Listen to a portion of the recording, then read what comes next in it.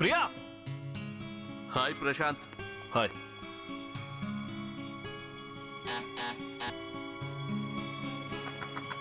ప్రియా, ప్రియా ఎక్కడికి వెళ్ళినట్టు? ఎప్పుడు ఇంతే మనిషి, గడిపెడితే తీనే తీరు. ప్రియా, ప్రియా, ప్రియా,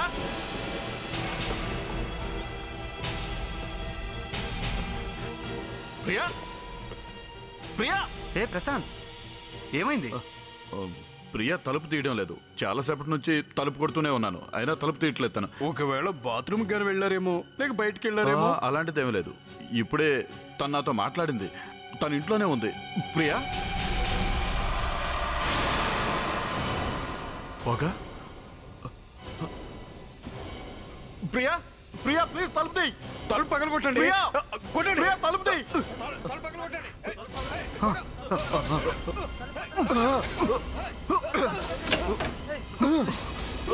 ప్రియా, ప్రియా, ప్రియా, ప్రియా, ప్రియా.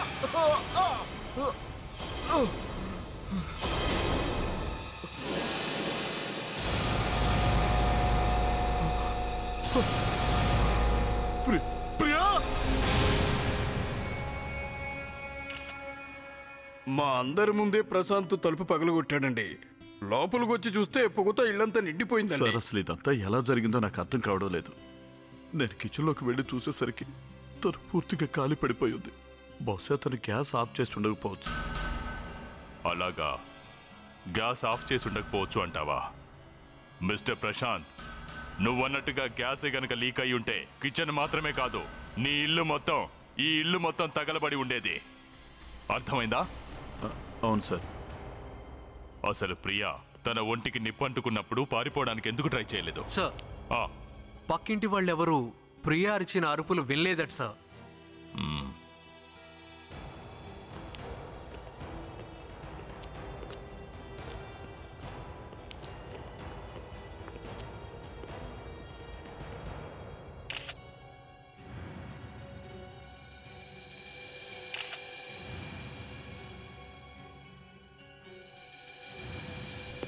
ప్రణీత్, ఒక్క విషయం అబ్జర్వ్ చేసావా?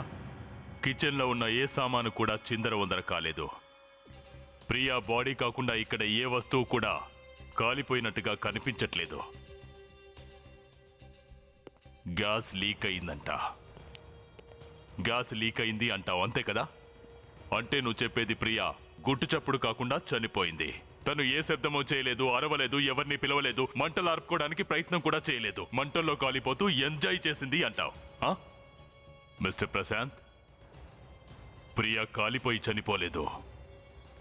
పాపం ప్రియనెవరో హత్య చేశారు. హత్య.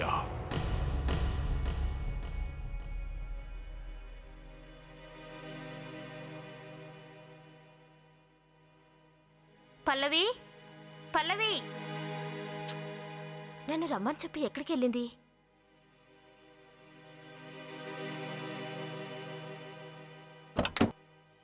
పల్లవి, పల్లవి, పల్లవి. శిల్ప, బాత్రూంలో ఉన్నాను. 2 minutesలో వచ్చేస్తాను, నువ్వు కూర్చో. సమీర్ ఎందుకు ఇలా చేస్తున్నాడు? ఎంత చెప్పినా వినడం లేదు. డబ్బు డబ్బు అంటూ ఎంతగా దిగజారిపోతున్నాడో తనకి తెలియట్లేదు. ఏది మంచి ఏది చెడు, తను ఏం చేస్తున్నాడో తనకి అర్థం కావట్లేదు. ఎంత చెప్పినా వినడం లేదు. శిల్ప, ఏం జరిగిందే? వివరంగా చెప్పు. ఏం మాట్లాడుతున్నావు నువ్వు? నేను సమీర్కు నచ్చ చెప్పేందుకు వెళ్ళాను, కానీ తను నన్నే చంపుతానని బెదిరించాడే. పల్లవి ఎవరో వచ్చినట్టున్నారే. శిల్ప, కొద్దిగా ఎవరొచ్చారో చూడు.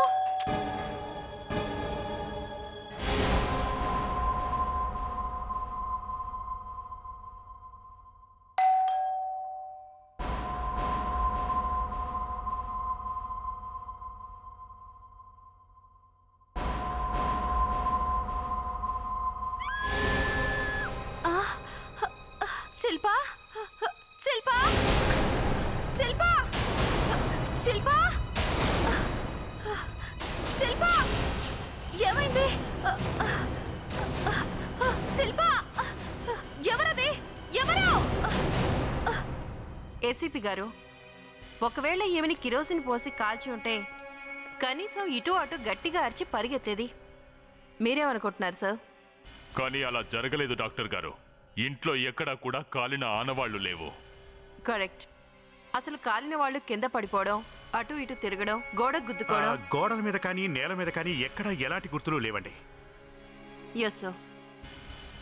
ఈ అమ్మాయి కాల్చుకొని చనిపోలేదు.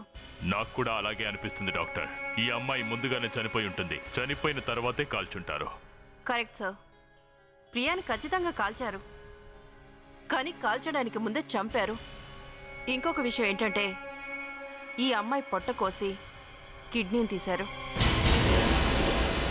కిడ్నీయా? ఏంటిది? దారుణంగా ఉంది. కిడ్నీ కోసం హత్య చేశారా? Yes sir. ఐ థింక్ ఇది కిడ్నీలు దొంగలించే వాళ్ళ పనే అయి ఉంటుంది. నేనెందుకు చెప్తున్నానంటే కిడ్నీని తీసేటప్పుడు చేసిన సర్జరీని చాలా పర్ఫెక్ట్గా చేశారు. సో హంతకుడు ఈ పనిలో చాలా ఎక్స్పర్ట్. సరే, అక్కడెక్కడా రక్తపు బొట్టు కూడా కనపడలేదే. ఒకవేళ బాడీ మీద ఏదైనా కత్తిగాటు పడి ఉంటే కనీసం ఓ చెంచా రక్తమైనా కనపడి ఉండాలిగా.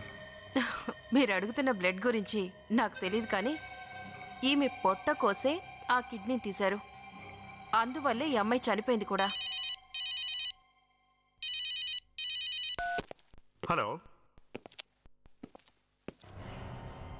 ఓ, ఎక్కడ? వాట్? ఓకే, మేము బయలుదేరి వస్తున్నాం. సార్, ఎవరో మరో అమ్మాయి హత్య జరిగిందట. కానీ ఆ బాడీని కూడా కాల్చారని మాత్రం చెప్పకు. సార్, బాడీ కాలిపోలేదు, కానీ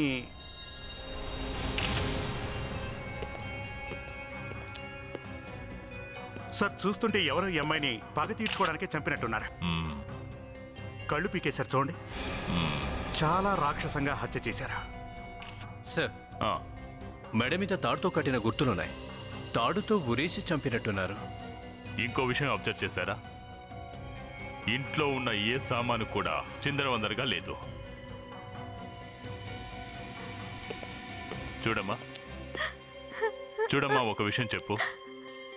అసలు ఇదంతా ఎలా జరిగింది? అసలు ఏం జరిగిందో చెప్పు. చెప్పు. సార్, నేను పైన బాత్రూంలో ఉన్నాను. శిల్ప నన్ను కలవడానికి వచ్చింది. చాలా టెన్షన్లో ఉంది, కోపంగా కూడా ఉంది. తను నాతో ఏదో మాట్లాడుతుంది. అంతలో కాలింగ్ బెల్ మోగింది. శిల్పను కిందకెళ్ళి చూడమన్నాను. ఆ తర్వాత తన అరుపు నాకు వినిపించింది. నేను పరిగెత్తుకుంటూ కిందకొచ్చి చూసేసరికి ఆమె శవం దగ్గర ఎవరో ఒకతను కూర్చుని ఉన్నాడు.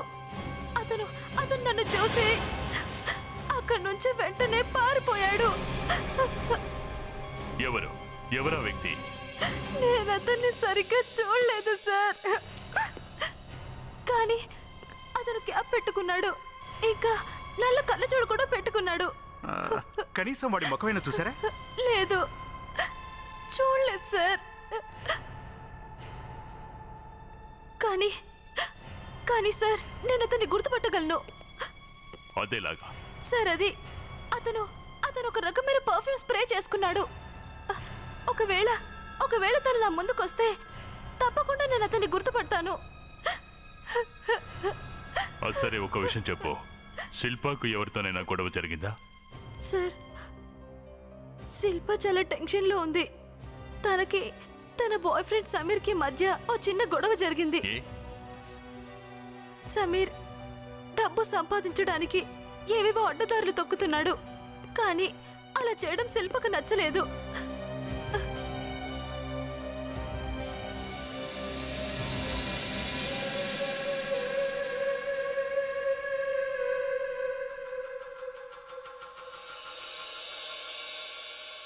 ఈ బొకే చూడమ్మా, ఈరోజు ఏదైనా స్పెషల్ అకేషన్ ఉందా? ఈ బొకే ఇక్కడ లేదు సార్. ఈ బొకే నేను తెలియదు సార్. ఈ బొకేని కూడా నేను ఇప్పుడే చూస్తున్నాను. మరైతే ఈ బొకేని ఎవరు తెచ్చుంటారు? సార్ నాకు తెలిసి ఈ బొకే హంతకుడు తెచ్చుంటాడేమో. సూపర్ ఫ్లోరిస్ట్ సార్, మన అంచనా ప్రకారం ప్రియా హత్య కిడ్నీ దొంగలించే గ్యాంగ్ పని అనుకుందాం. కానీ ఏంటి? కానీ సార్, ఒకవేళ ప్రియా ఇంకా శిల్ప వీళ్ళిద్దరి మధ్య ఏదైనా సంబంధం ఉందేమో సార్. వీళ్ళిద్దరిలో కామన్ విషయం ఉంది సార్. అందుకే ఆ హంతకుడు వీళ్ళిద్దరిని హత్య చేశాడు. ముందుగా ప్రియా, ఇప్పుడు శిల్ప. ఒకే రోజు ఇద్దరు అమ్మాయిలు హత్యకు గురయ్యారు. హత్యకు గురైన ఈ అమ్మాయిల బాడీలోంచి హంతకుడు ఒక్కో పార్టును తీసుకొని వెళ్తున్నాడు. అభిజిత్, ఈ హత్యలు ఇక్కడితో ఆగుతాయని నాకు అనిపించట్లేదు. ఇంకో హత్య జరగక ముందే మీరు పని చేయండి. గడిచిన 3 నెలల్లో అన్ని హాస్పిటల్స్లో ఎన్ని కిడ్నీ ఇంకా ఐ ట్రాన్స్ప్లాంటేషన్స్ జరిగాయో లిస్టు తయారు చేయండి. ఈ బొకే తయారు చేసిన వాడి దగ్గరికి వెళ్ళి వివరాలు కనుక్కోండి. సరే.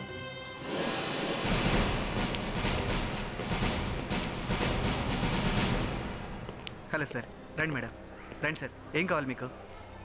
మేము సిఐడి నుండి వచ్చాం ఒక మర్డర్ కేసు ఇన్వెస్టిగేషన్ చేయడానికి. అదేంటి సార్, మర్డర్ కేసుకి మాకు ఏంటి సార్ సంబంధం? మేమేదో పూలు అమ్ముకునే వాళ్ళం. చూడండి, ఎవరో ఈ అమ్మాయి ఫ్రెండ్ని చాలా దారుణంగా చంపేశారు. పైగా చంపడానికి వచ్చిన వ్యక్తి మీ షాప్ నుంచే ఫ్లవర్ బొకే కొనుక్కొని వచ్చాడు. మా షాప్ నుంచా? అవును. లేదు సార్, అలా ఎట్టి పరిస్థితుల్లోనూ జరగదు. ఎందుకంటే మా దగ్గర పనిచేసే వాళ్ళంతా చాలా చిన్న చిన్న పిల్లలు, చాలా అమాయకులు కూడా. అచ్చా, మేము కూడా తెలుసుకోవాలని వచ్చాం.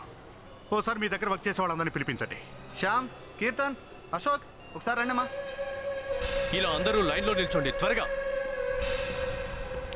పల్లవి, వీళ్ళలో ఎవరైనా ఉన్నారేమో జాగ్రత్తగా గమనించు. వెళ్ళు.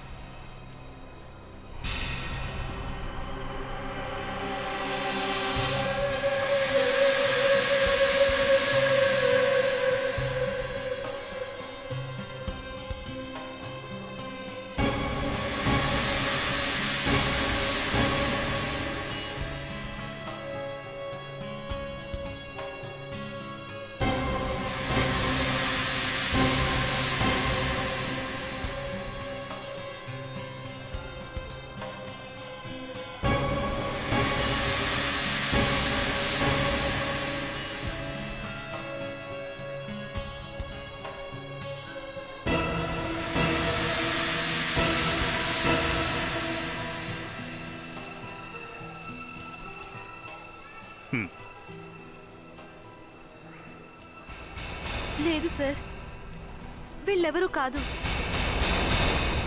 భయపడాల్సిన పని లేదు. మళ్ళీ ఒకసారి చూడండి. సార్, అతను స్ప్రే చేసుకుంది చాలా స్ట్రాంగ్ పర్ఫ్యూమ్.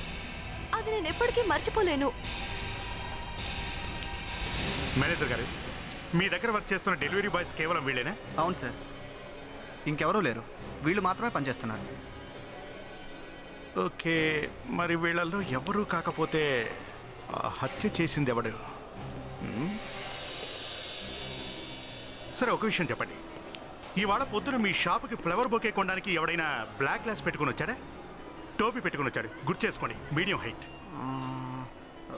అతను పింక్ రోజ్ బొకే కొన్నాడు. వచ్చాడు సార్. అతని గర్ల్ ఫ్రెండ్ బర్త్డే ఉందని చెప్పాడు. సర్ప్రైజ్గా బొకే ఇవ్వాలన్నాడు. ఆమె పేరేదో ఏదో ఏదో చెప్పాడు సార్.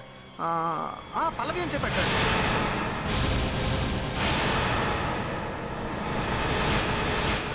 మీ పేరు అదేగా? ఏంటి, నా పేరు చెప్పాడా? నాకెవరు బాయ్ ఫ్రెండ్ లేడు సార్. చూడు, ఏదైనా దాచిపెడితే ఇరుక్కుంటావా? నేను నిజం చెప్తున్నాను, నాకే బాయ్ ఫ్రెండ్ లేడు. మరైతే ఆ హంతకుడు ఇలా కథలు చెప్పడానికి కారణం ఏమై ఉంటుంది?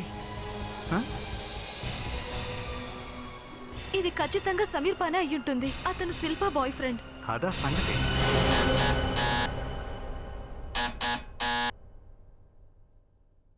సార్, వీళ్ళు అసలు తలుపే తీయడం లేదు. వివేక్, సిఐడి వాళ్ళకి ఎవరు తలుపులు తీసి స్వాగతం పలకరు. వాళ్ళు తలుపులు మూసుకుని ఉన్నంత మాత్రాన మన నుంచి తప్పించుకోలేరులే. అభిజిత్, సమీర్ ఇంటికి వచ్చాం, అడ్రస్ కూడా కరెక్టే, కానీ డోరే ఎవరు ఓపెన్ చేయట్లేదు. ఇక్కడున్న వాచ్మెన్ కూడా ఆ సమీర్ గురించి ఆ అమ్మాయి చెప్పిన గుర్తులే చెప్పాడు. సర్లే, నీతో నేను తర్వాత మాట్లాడతాను. ఈ సమీర్ కావాలనే డోరు ఓపెన్ చేయట్లేదు అనిపిస్తుంది. ఓకే. సమీర్ తలుపుతీ, చెప్పేది నీకే, తలుపుతారు. సమీర్, నువ్వు ఇంట్లో దాక్కున్నావు అన్న సంగతి మాకు తెలుసు. మర్యాదగా తలుపుతీ, లేకపోతే బద్దలు కొట్టాల్సి ఉంటుంది. ఏ డోర్ ఓపెన్ చేయడానికి ఇంత టైం కావాలా? పారిపోవడానికి ట్రై చేస్తున్నావా ఏంటి? ఎవరు మీరు? నా ఇంటికి వచ్చి నన్నే ప్రశ్నలు అడుగుతున్నారు? సిఐడి. సిఐడి? అయితే నా దగ్గరికి ఎందుకు వచ్చారు? సిఐడి పేరు వినగానే భయం వేస్తుందా? భయమా? నాకెందుకు? అయినా నేనెందుకు భయపడతానా? ఎందుకీ మీకు అసలు ఏం కావాలి?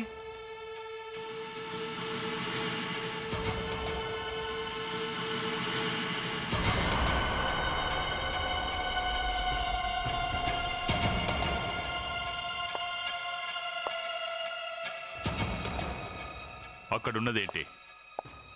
ఆ బెడ్షీట్ కింద ఏం దాచిపెట్టుంచావు? బెడ్షీటా? ఏ బెడ్షీటు?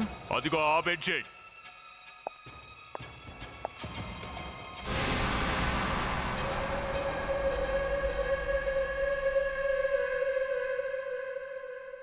డెమిటాక్సివ్. ఇదన్నమాట కథ. ఈ డ్రగ్ మన దేశంలో బ్యాన్ అయ్యింది. ఇండియన్ మెడికల్ కౌన్సిల్ ఈ డ్రగ్ను మన దేశంలో బ్యాన్ చేసింది. ఇక్కడేమో నువ్వు ఏకంగా దుకాణమే తెరిచావు. అది నేను రీసెర్చ్ చేస్తున్నాను. నేను ఒక మెడికల్ స్టూడెంట్ని. అలాగా? నువ్వు నిజంగానే మంచి మెడికల్ స్టూడెంట్గా మారితే మన దేశానికి మంచిదే కదా. అసలు మీకేం కావాలి? నా వెంట ఎందుకు పడుతున్నారు? దయచేసి నన్ను ఒంటరిగా వదిలేండి. నేను చాలా ప్రాబ్లమ్స్లో ఉన్నాను. అసలైన ప్రాబ్లమ్స్ ఇప్పుడు మొదలయ్యాయి, ఈ క్షణం నుంచి. అర్థమైందా? ఎస్ డాక్టర్ గారు. ఓకే, వెంటనే వచ్చేస్తాను. పిచ్చివాళ్ళ ఉన్నాడు వీడు. అంతే తెలివైన వాడు కూడా. వీడు సామాన్యమైన వ్యక్తి కాదు, నాకు రిలేషనే. ఓ, డాక్టర్ గారి బంధువట. అందుకే మీరు ఫ్రస్ట్రేషన్లో ఉన్నారా? ఎస్. అవునా? అసలు ఈ వ్యక్తి బతకడానికి పుట్టినట్టుగా లేడు, చంపడానికే పుట్టినట్టుగా ఉన్నాడు. సరే డాక్టర్, ఈ వ్యక్తి మీ బంధువు అని అసలు మీకు ఎలా తెలిసింది? సార్, మనకి 2 శవాలు దొరికాయి. ఆ 2 శవాల్లో నుంచి ఏదో ఒక అవయవాన్ని తీసేశారు సార్. సార్, అసలు విషయం ఏంటంటే అతను చేసిన పని ఎంత పర్ఫెక్ట్ గా ఉందంటే తనకి ముందే తెలుసు ఎక్కడ కట్ చేయాలి, ఇంకా ఎంత కట్ చేయాలి అని. నేనిది ఖచ్చితంగా చెప్పగలను సార్. ఈ పని చేస్తున్న వ్యక్తి ఎలాంటి వాడంటే సర్జరీ గురించి తెలిసిన వాడై ఉంటాడు. మీరు చెప్తున్న దాన్ని బట్టి చూస్తే ఇదంతా చేస్తుంది ఓ మెడికల్ స్టూడెంట్ అయి ఉండొచ్చు. Yes sir. సార్, ఈ కేసులో కూడా అలాంటి వాడు ఒకడు ఉన్నాడు కదా, సమీర్.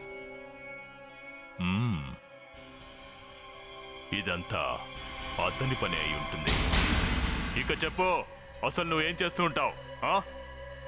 నీ ఇన్కమ్ సోర్స్ ఏంటి?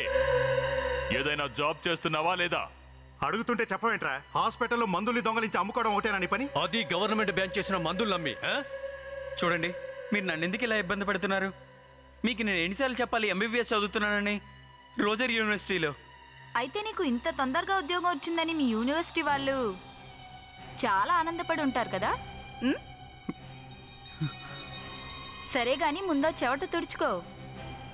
ఎందుకంటే మేము అడిగే ప్రశ్నలకి నువ్వు టక్టకా సమాధానాలు చెప్పాలి. ఎందుకు ఎందుకు 2 హత్యలు జరిగాయి తెలుసా? అయితేనా? ఎవడైతే ఈ మర్డర్ చేశాడో వాడు సర్జన్ అన్న అయి ఉండాలి, లేదా మెడికల్ స్టూడెంట్ అన్న అయి ఉండాలి. చూడండి, నేను ఒక మామూలు స్టూడెంట్ని. ఏంట్రా తిక్క తిక్కగా ఉందా? మరి ఇంట్లో మందులు ఎక్కడి నుంచి వచ్చాయి? ఎక్కడ దొంగతనం చేశావు? చెవులో పూలు పెడుతున్నావా? చర్మం ఒలి చేస్తాను. చూడండి, నేను హాస్పిటల్ నుంచి మందులు దొంగిలించిన మాట వాస్తవం, కానీ నాకు ఈ హత్యలకి ఎలాంటి ఉంది సంబంధం ఉంది. పల్లవి మాతో అంతా చెప్పింది. నీకున్న దురాశ మూలంగానే నీకు శిల్పకు గొడవ జరిగిందని. ఆ గొడవలో నువ్వు ఆ అమ్మాయిని చంపేస్తానని బెదిరించావంట. బెదిరించావా లేదా? చెప్పు. బెదిరించాను, కానీ అసలు విషయం అది కాదు. శిల్ప నన్ను ఈ విధంగా డబ్బు సంపాదించొద్దని చాలాసార్లు చెప్పింది. కానీ నేను తనకు నచ్చ చెప్పే ప్రయత్నం చేశాను, అంతేకాని నేను తను చంపలేదు. కానీ తను నా మాట వినలేదు, అరవడం మొదలుపెట్టింది.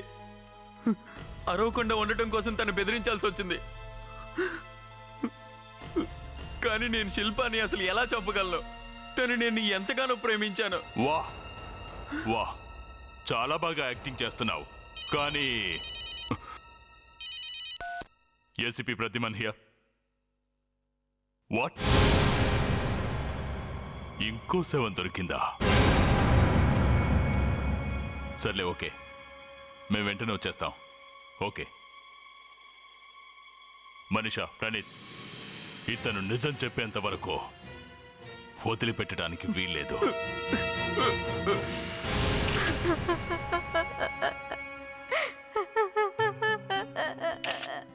మై గాడ్, ఏ పాప చేశాడేంటో ఎంతో దారుణంగా చంపేశారా?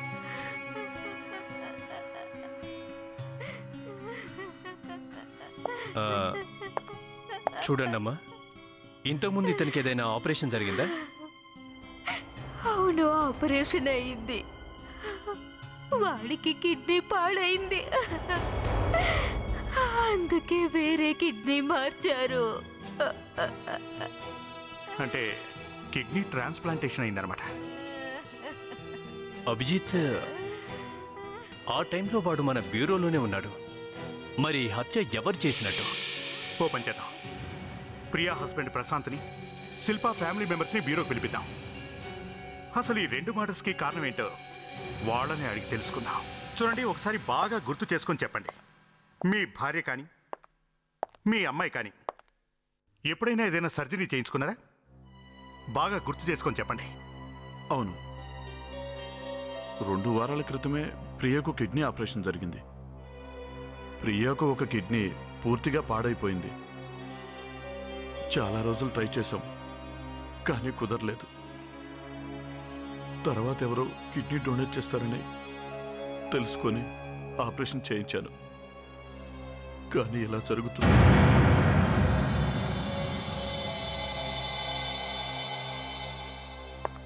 అది సరే, మీరు చెప్పండి మేడం, మీ అమ్మాయికి ఎప్పుడు ఆపరేషన్ జరిగింది? ఆపరేషన్? అవును, కానీ నాకేం అర్థం కావడం లేదు. కానీ మా అమ్మాయి ఎప్పుడు చాలా సరదాగా ఉండేది. అసలు తనకి జ్వరమే వచ్చేది కాదు. నా గారాల పట్టి దానికి ఎవరితోనూ శత్రుత్వం లేదు. భగవంతుడు దాన్ని ఇంత త్వరగా తీసుకెళ్ళాడు.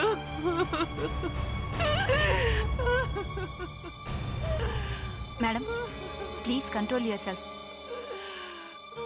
నాతో రండి. చూడు బస్, మీ భార్యకి ఆపరేషన్ ఏ డాక్టర్ చేశాడేంటో మీకు గుర్తుందా? Sir, doctor Srikanth. Doctor Srikanth ఏంటమ్మా, ఏమైంది?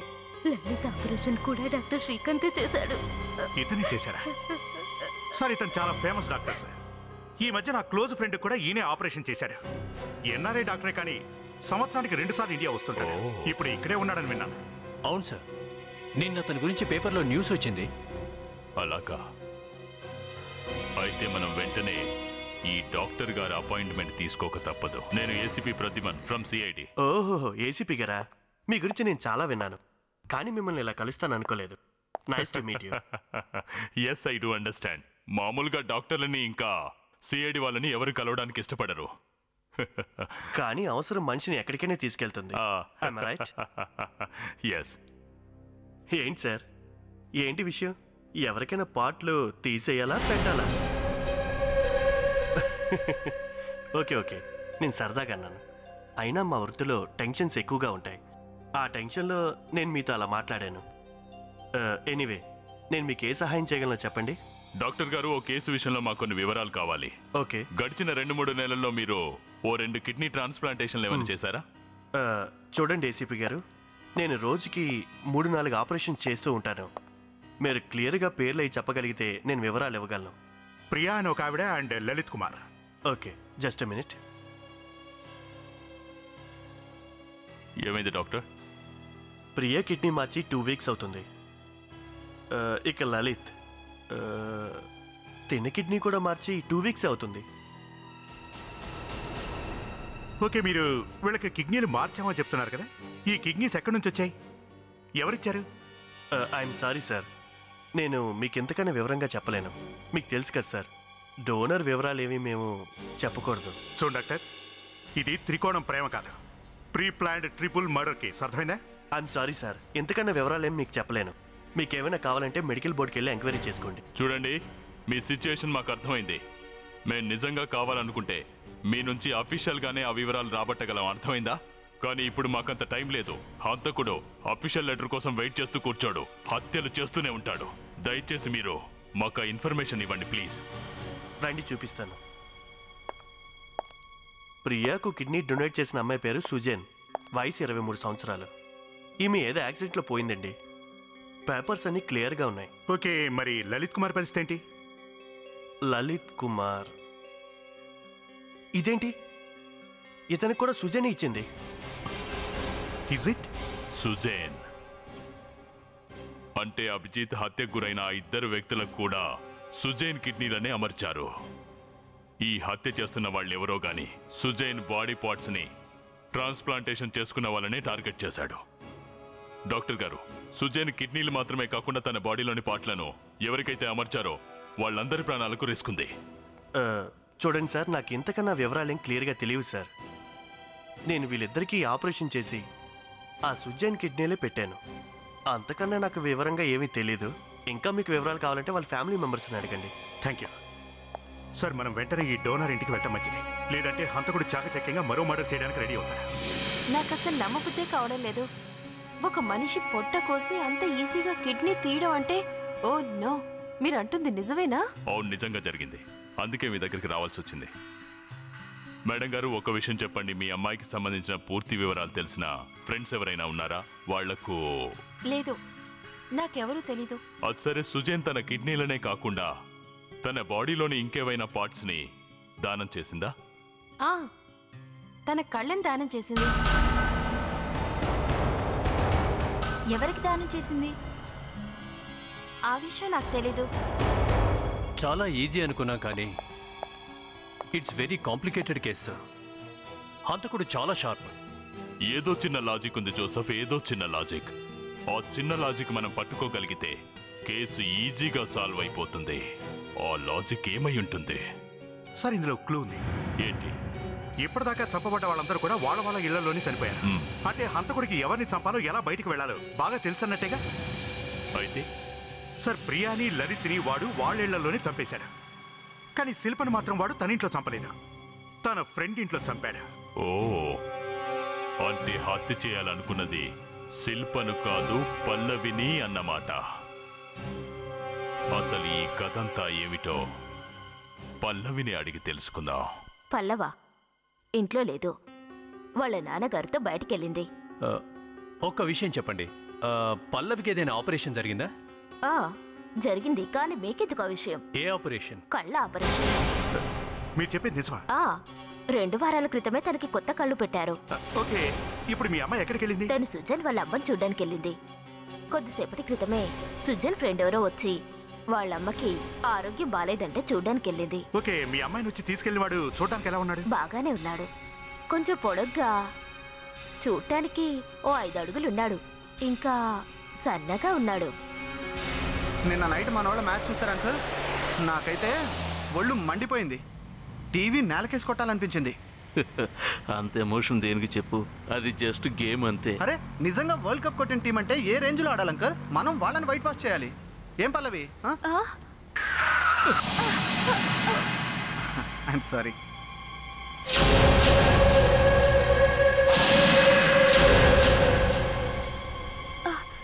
ఇది అదే పర్ఫ్యూమ్, ఆ స్ట్రాంగ్ పర్ఫ్యూమ్ ఇదే. ఆ హంతకుడి దగ్గర వచ్చింది. ఇప్పుడు నేనేం చేయాలి? ఇప్పుడు ఏం చేయాలి?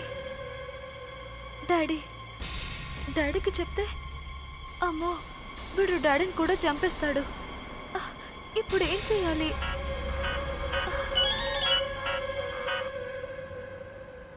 Yes sir. Okay sir. Excuse me, ఇప్పుడు మనం ఎటు వెళ్తున్నాం? ఇది Marve road. Okay okay, Marve రోడ్లోనా?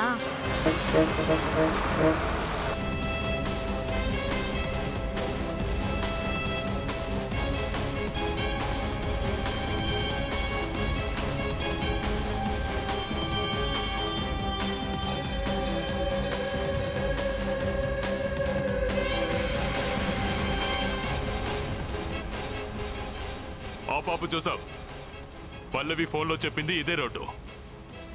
వాళ్ళు ఎంతో దూరం వెళ్ళలేరు. వాళ్ళిద్దరి మాటలు ఫోన్లో వినిపిస్తున్నాయి.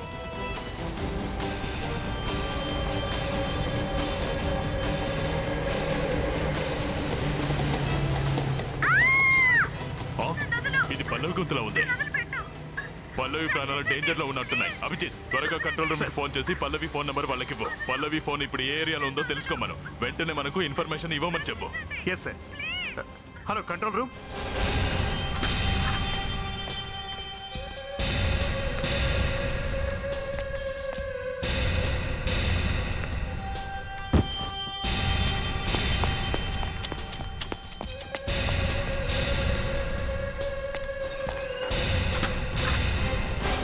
సార్, మొబైల్ కంపెనీ వాళ్ళు చెప్తున్న దాన్ని బట్టి ఆ అమ్మాయి సెల్ ఫోన్ ఇదే ఏరియాలో ఉందట.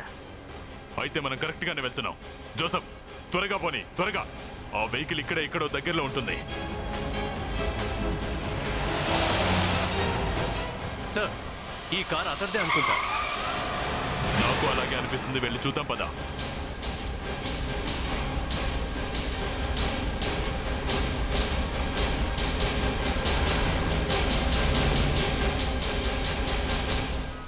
ఇతను అమ్మాయి ఫాదర్ సార్. అభిజిత్, మనం ఇక్కడికి రావడం కాస్త ఆలస్యమైంది. ఆ అమ్మాయిని తీసుకొని అతను ఎక్కడికో వెళ్ళినట్టున్నాడు. బతికే ఉన్నాడు sir. Excuse me. Hello, are you okay? చెప్పండి, ఎక్కడికి వెళ్ళింది?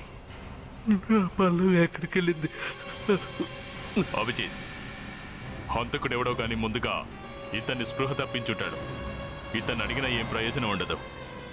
సార్, మనం కారును వెంబడిస్తూనే వచ్చాం కాబట్టి అతడు పల్లవిని తీసుకుని ఎక్కువ దూరం వెళ్ళుండాడు సార్. ఈ చుట్టుపక్కల ఉన్న కాటేజీలోనే ఎక్కడో ఉండుంటాడు సార్. పదండి, వెళ్ళి చూద్దాం. లేట్ అయితే అమ్మాయి ప్రాణాలకి రిస్క్. మనీషా, అంబులెన్స్ ఫోన్ చేయి.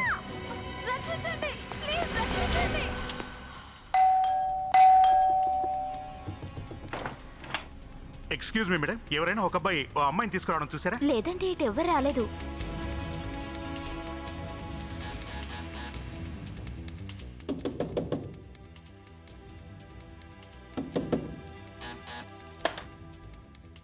ఓ అబ్బాయి అమ్మాయిని తీసుకొని రావడం మీరేమైనా చూసారా? నేనెవరిని చూడలేదే. పోనీ ఓ అమ్మాయి అరుపులు విన్నారా? నేనేం వినలేదు. లేదా?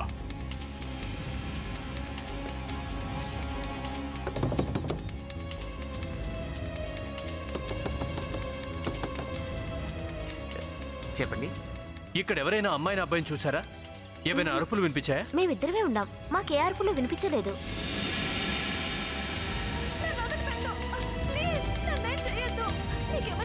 డోర్ ఓపెన్ చేయండి. జోసఫ్, పల్లవి ఇక్కడే ఉన్నట్టుంది. డోర్ బదులు కొట్టు.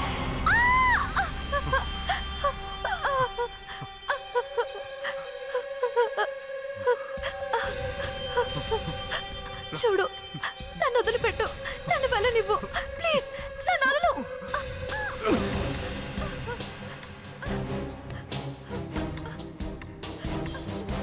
చూడు చూడు, నేను నీకేం అన్యాయం చేశాను?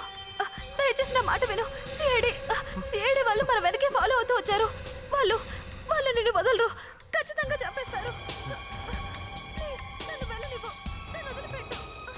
ఇక్కడ ఎవరు కనిపించట్లేదు సార్, కానీ అరుపులు ఎక్కడెక్కడో వినిపిస్తున్నాయి. నీకు చేతులెత్తి దండం పెడతాను. నన్ను వదిలిపెట్టు ప్లీజ్. నేను నీకేం అన్యాయం చేశాను? అసలు నీకేం కావాలి? నన్ను ఎందుకు చంపాలనుకుంటున్నావు?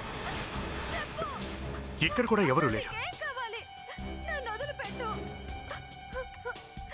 ఎక్కడి నుంచో అరుపులు మాత్రం వినిపిస్తూ ఉన్నాయి. రక్షించండి. సరే, నిన్ను చంపను. నా మాట విను. ఒక్కసారి తను చూడు, ఎంత అందంగా ఉందో కదా. ఎలా పడుకుందో చూడు.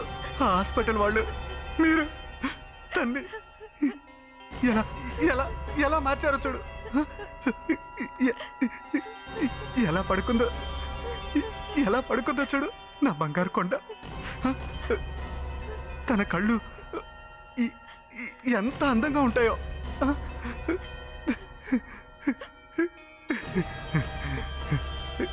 నా బంగారం కళ్ళు నీ దగ్గర ఉన్నాయి, అది ఇచ్చేసి. పోనీ నేను తీసుకోనా? తన కళ్ళు నీకెందుకే, తనకి ఇచ్చేసేద్దాం. తీస్తారా? అసలు పల్లవి ఎక్కడుందో అర్థం కావట్లేదు.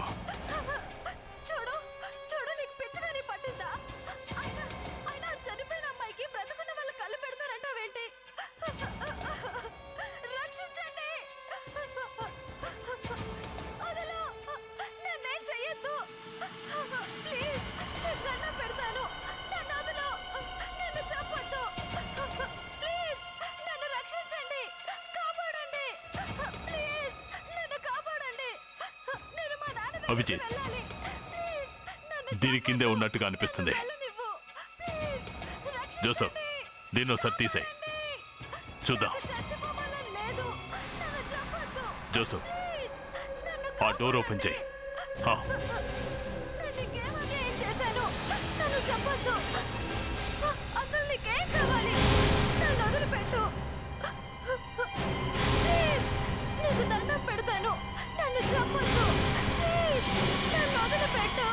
పల్లవి, నా మాట విను. నేను చంపను. తన కళ్ళు తనకి పెట్టేద్దామే. ప్లీజ్, తన కళ్ళు తనకి పెట్టేద్దాం. ఇచ్చేసాయి. పల్లవి, ప్లీజ్ పల్లవి, ఇచ్చేద్దాం పల్లవి. పల్లవి, నా మాట విను. నేను ఇంతవరకు తనకి ప్రపోజ్ కూడా చేయలేదు. డిగ్రీ అయిపోయాక నా ప్రేమ విషయం చెప్పి తన్ని పెళ్లి చేసుకుందాం అనుకున్నాను. కానీ ఈ లోపే నన్ను విడిచి వెళ్ళిపోయింది. చచ్చిపోయింది. మీరంతా కలిసి తను ఏం చేశారు? ఒక్కొక్కరు కలిసి ఎవరికి దొరికిన ముక్క వాళ్ళు తీసుకున్నారు. ఒకళ్ళేమో కిడ్నీలు తీసుకున్నారు, నువ్వు కళ్ళు తీసుకున్నావు. తన కళ్ళు తనకి ఇచ్చాయి. తన కళ్ళు తనకి ఇచ్చాయి.